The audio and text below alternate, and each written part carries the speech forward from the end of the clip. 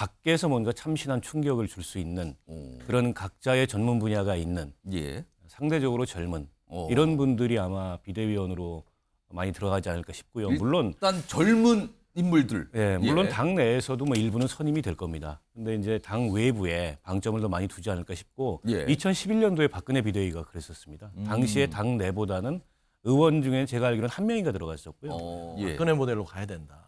박근혜 모델은 뭐였냐면 완전히 바뀌는 거였습니다. 한나라당에서 새누리당 갈 때 색깔까지 바꿨어요. 예. 민주당이 갖고 있던 빨간색을 가져갔어요. 그리고 진보 정책, 경제민주화 가져갔죠. 예. 그다음에 친박을 배제했습니다.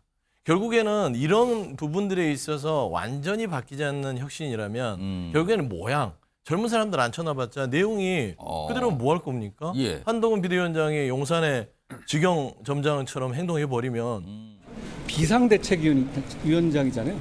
굉장히 비상적인 상황이라는 점을 의미하는 것인데요. 국민을 위해서 열정적으로 헌신할 수 있는 실력 있는 분을 모시는 것이 중요하다고 생각합니다. 특별히 어떤 분과 접촉하고 있지는 않습니다. 한동훈 후보는 젊음과 새로움으로 우리 정치에서 수십 년 군림해온 운동권 정치를 물리치고 탈진영 정치, 탈팬덤 정치 시대를 열 잠재력을 가지고 있는 분입니다. 어제와 전혀 다른 정치를 기대할 수 있습니다. 한동훈 후보는 기존의 우리 당원과 보수층을 재결집시킬 수 있을 뿐만 아니라 청년층 및 중도층과도 공감대를 이룰 수 있는 분입니다.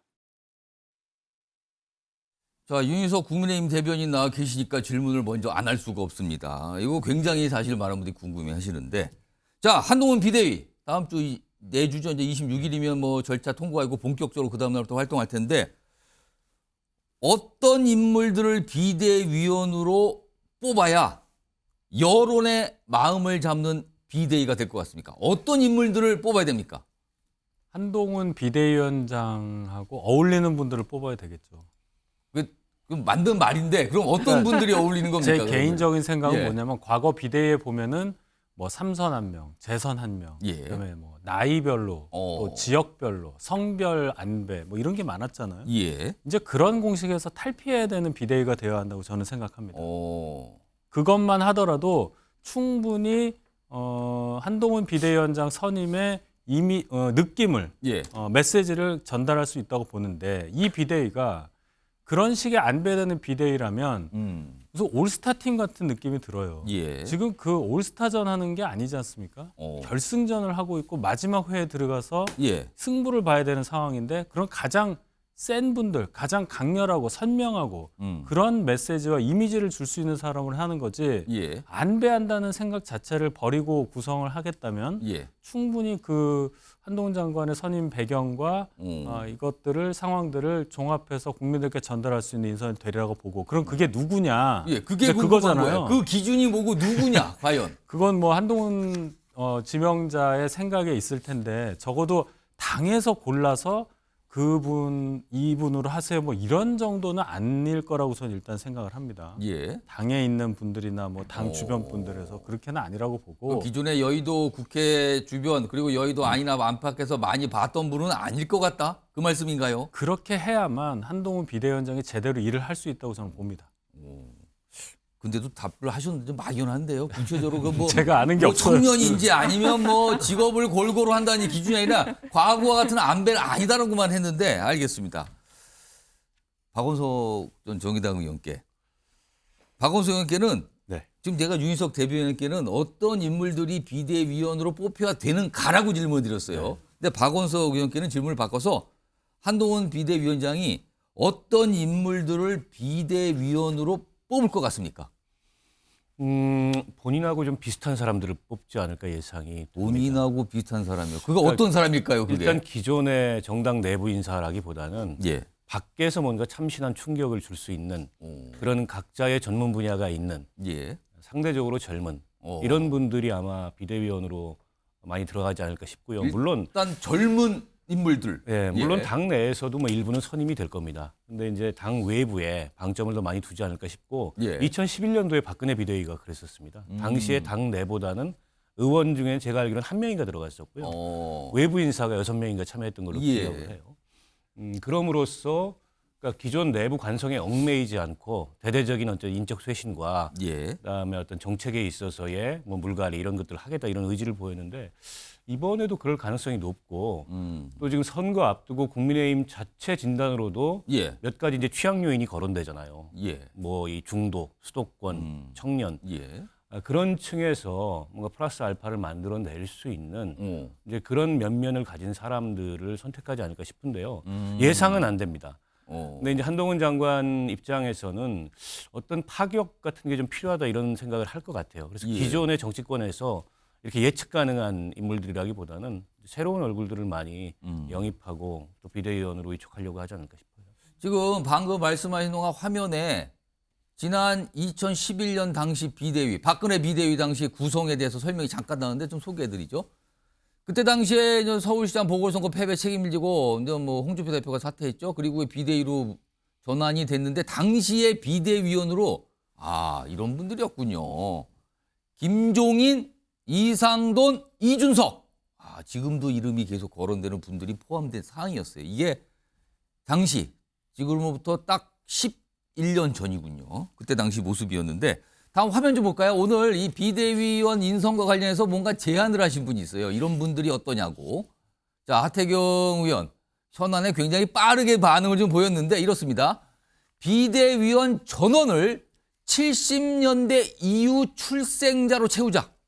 그러니까 젊은 인물로 채우자. 그렇게 된다면 586 정당인 민주당을 국민의힘의 7, 8, 9 세대가 심판할 수 있다.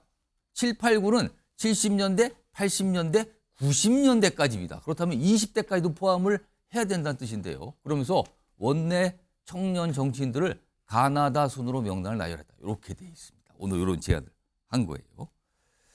자, 김희정 전 여성가족부 장관 나와 계신데요. 네. 한동훈 비대위 출범을 앞두고 전 많은 분들이 2011년 당시 박근혜 비대위 얘기를 많이 하거든요. 네. 2011년 박근혜 비대위에서 무엇을 지금 한동훈 비대위는 배워야 된다고 보십니까? 일단 비슷한 자락은 깔고 시작을 했어요. 예. 총선을 앞두고 굉장히 위기의 상황에 정말 구원투수로 긴급 투입이 됐는데 그 투입된 비대위원장이 일단 유력한 대선 주자다라는 거에서 맥을 같이 하고 있습니다. 그러니까 위원장은 유력한 대선 주자가 됐어요. 그러니까 예. 그들과 함께하는 비대위원은 또 어떠냐? 예, 파격이 있었는데 아까 젊은이 말씀하셨잖아요. 예. 요즘은 젊은 정치인들 얘기 많이 하고 있습니다만 그때만 해도 지금 저 이준석 대표 화면 나오고 이준석 있는데 전 대표네요. 네, 예. 그때 26살.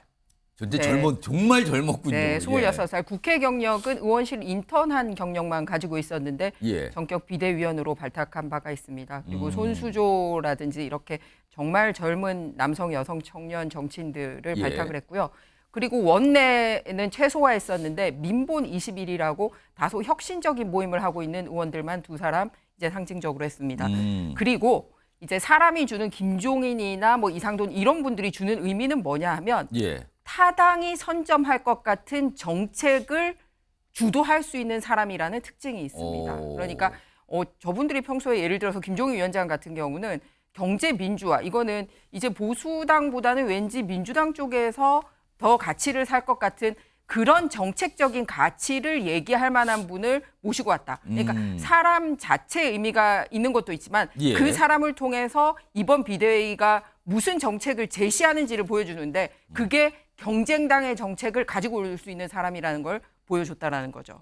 예, 그래서 이번에도 역시 젊은 층도 있지만 예. 사람을 통해서 야, 저 사람이 할 만한 얘기는 평소 국민의힘에서 들을 수 없는 얘기인데 하는 얘기를 해줄 수 있는 사람을 아마 데리고 오지 않을까. 그 열정, 현신, 실력에서 그 부분이 있는 것 같습니다. 예. 자, 그렇다면은 일단 많은 분들이 공통적으로는 굉장히 젊은 인물을 비대위원으로 뽑는 게 좋을 것이다. 일단 이거 공통된 말씀들이 나왔고요. 여기에다가 야당, 그러니까 민주당에서 할 법한 정책을 과감하게 주장하고 밀어붙일 수 있는 인물도 비대위원으로 포함시키면 어떤가?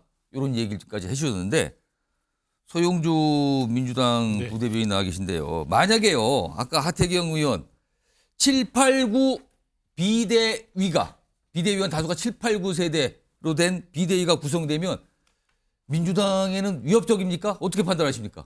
그거는 뭐 인적 쇄신의 영역은 아니죠. 그냥 비대위 구성이 젊어졌다 예. 정도인 것이고 인적 쇄신이라는 거는 국민의힘 내부에서 하는 것이죠. 예. 그렇지 않겠습니까? 영남 물갈이론 그거를 한동훈 장관이 했을 때 그게 위협적인 것이지. 아. 비대위 면면이 젊은 사람들이 들어왔다. 그 정도 가지고는 민주당에서는 그냥 그다지 그거는 국민의힘이 변하고 있다라는 거를 국민의힘 자체에서 국민한테 알리는 것뿐이에요. 민주당은 대책점이 될 거라고 하태경 의원이 왜 저렇게 설명하는지 모르겠어요. 그러니까 물론- 586 세대가 주도하는 민주당과 달리 네. 비대위원이면은 여당의 이제 지도부가 되는 거거든요. 그 지도부의 주력이 7, 8, 9, 90년대 세대가 된다. 그러면 대비되는 모습 아니냐. 지금 하태경 의원의 취지는 그걸로 보여요. 예, 대비는 되는데 예. 기본적으로 전체의 골격이 바뀌어야지. 어떤 그런 뭐 비대위원 중에 여러 사람이 젊은 사람이 왔고 비대위원장이 젊다. 한동훈 장관 한 명으로도 이미 그 이미지는 다 줬어요.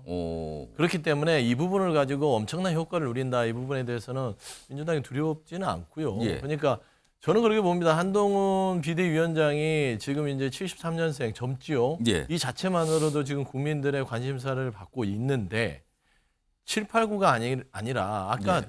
다 얘기하시는 것들은 박근혜 비대위 얘기를 하시는 거예요. 예. 박근혜 모델로 가야 된다. 박근혜 모델은 뭐였냐면 완전히 바뀌는 거였습니다. 한나라당에서 새누리당 갈 때 색깔까지 바꿨어요. 예. 민주당이 갖고 있던 빨간색을 가져갔어요. 그리고 진보 정책, 경제민주화 가져갔죠. 예. 그다음에 친박을 배제했습니다. 결국에는 이런 부분들에 있어서 완전히 바뀌지 않는 혁신이라면 결국에는 모양, 젊은 사람들 앉혀놔봤자 내용이 그대로 뭐 할 겁니까? 예. 한동훈 비대위원장이 용산의 직영 점장처럼 행동해버리면 젊은 사람들이 모여봤자 에이 똑같네. 그냥 간판만 바꿨네. 이면 예. 그러면은 기대보다 심하게 훨씬 크거든요. 예. 그런 의미에서 중요한 부분들은 젊은 사람도 좋지만 정말 친윤이 아닌 예. 말하자면 뭐 천하용인 정도 중에 한 명을 뭐 픽업해서 쓴다든지 예를 들면 그렇죠. 젊은 친구들 있잖아요. 그 천하용인 그 멤버들을 비대위원으로 그중에- 뽑는다면 그렇죠. 뭐 그 정도가 된다면 예. 당이 변하고 있구나 하겠지만 저는 그 한계를 뛰어넘지 못할 거라고 보고 있어요. 지금 말씀하신 정도로 비대위원을 구성하게 된다면 그때는 민주당이 조금 긴장됩니까? 그럴 수 있죠. 예, 충분히 그럴 수 있는 거는 국민의힘이 엄청난 변화를 가는구나. 그다음에 박근혜 비대위에서 그때 저희가 참패했지 않습니까? 예. 152석이면 저희가 진 거나 다름없기 때문에 그런 측면에서는 국민들이 이번 총선에서 민주당은 느슨한데?